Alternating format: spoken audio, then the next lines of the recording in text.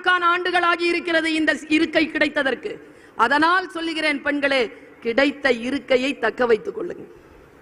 நம்மளை எதிர்க்கிறவங்க வேற யாரும் இல்லை, நம்ம வீட்டில் இருக்குது. போன் பண்றேங்க கவுன்சிலருக்கு, எங்க ஏரியா கவுன்சிலருக்கு போன் பண்றேன், யாருங்க வேணும்னு ஒரு ஆம்பளை குரல். இல்லையே, பொம்பளை தானே, என்ன வேணும்னு சொல்லுங்க, கவுன்சிலர் கிட்ட கொடுங்க, நான் கவுன்சிலர் தான் பேசுறேன் சொல்லுங்க. ஓ, நீ கவுன்சிலர் இல்லையா? கவுன்சிலர் நீ இல்ல, உன் பொஞ்சாதி, அவங்க கிட்ட போனை கொடு. அவங்களுக்கு ஒன்னும் தெரியாதுங்க. தெரியாமலாம் நாங்க வந்து ஆட்சியில வந்து உள்ளாட்சி தேர்தலில் போட்டு வரவழைச்சிருக்கோம். நான் ஒரு விஷயம் சொல்றேன் பாருங்க, தயவு செஞ்சு, நான் எல்லா ஊர்லயும் சொல்லிட்டு இருக்கிறேன், போனுக்கு பாஸ்வேர்ட் போடாதன்ட்டு. ஆனா உங்களை பார்த்து சொல்றேன், இந்த கவுன்சிலர்ஸையும் இந்த மற்ற உறுப்பினர்களையும் பிரதிநிதிகளையும் பார்த்து சொல்றேன், உங்க போனை வீட்டில் இருக்கிறவங்க எடுக்கிறாங்கன்னா தயவு செஞ்சு பாஸ்வேர்ட் போட்டு வச்சுக்கோ.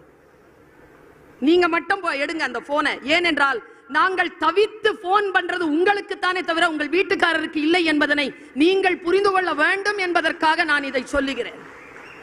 நீங்கள் கையில் எடுங்க. என்ன தெரியுமா, ஆண்களுக்குன்னு ஒரு பழக்கம் இருக்குங்க, பொம்பளைங்களுக்குன்னு ஒரு பழக்கம் இருக்கு. பேசிக்கலாவே அவங்கள நாமளும் சம இல்லை, ஆனால் இரண்டு பேருடைய தரம் அவரவர்களில் உயர்ந்தது.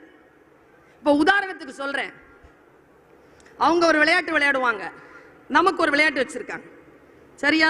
பொம்பளைங்க நிறைய பேர் இருக்கிறீங்க, அதனால பெண்களை பார்த்து இங்க தான் பேசுறேன். அவங்க விளையாட்டு என்ன தெரியுமா? கபடி. என்ன ரூல்ஸ் தெரியுமா? கார் பாச்சி கட்டிக்கணும், கபடி கபடி கபடி கபடி கபடி கபடின்னு சொல்லணும். முன்னால எதிராளி ஒரு கோடு போட்டிருப்பாங்க, அந்த கோட்டை போய் தொடணும், எதிராளியை சீண்டணும், கோட்டை தாண்டணும், சிக்கப்படாது, பத்திரமா வந்துடணும். இது ஆம்பளைங்களுக்குயா? பொம்பளைங்களுக்கு வச்சிருக்கிறாங்க என்ன என்ன ஆட்டம் தெரியுமா? நொண்டி, பாண்டி.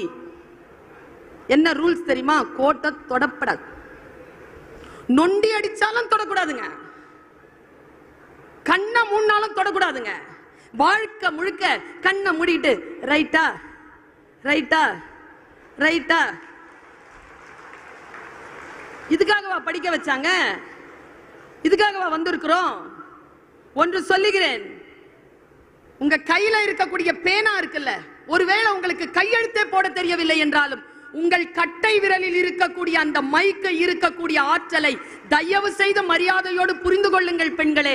உங்களுடைய அதிகாரத்தை நீங்கள் கையில் எடுங்கள்.